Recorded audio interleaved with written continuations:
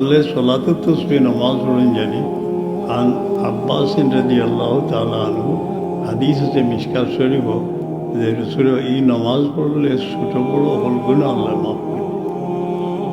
সলাতুল হাজত পারলে 2 রাকাত পড়লে তিরমিজি শরীফ মুসনাদ ইমাম আহমদ হাদিস আইছে যে আন্দা সাহাবীর দৃষ্টি ফিরিয়ে পাইছিল 2 জাত আন্দা, একটা চকুর আন্দা, একটা দিলর আন্দা, তার দৃষ্টিশক্তি ফিরিয়ে পাইলে 2 রাকাত নামাজ।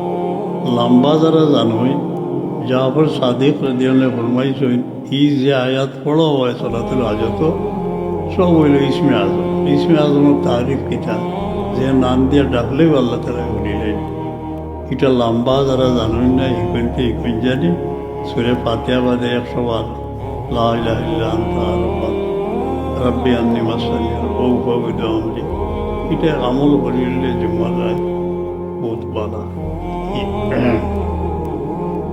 এখন আমরা বুখারী শরীফ সুরে ফাতিহা একলগে পড়ি যাই, দিলের সদমা দিল আনি আল্লাহ আমার শিফায় নাই।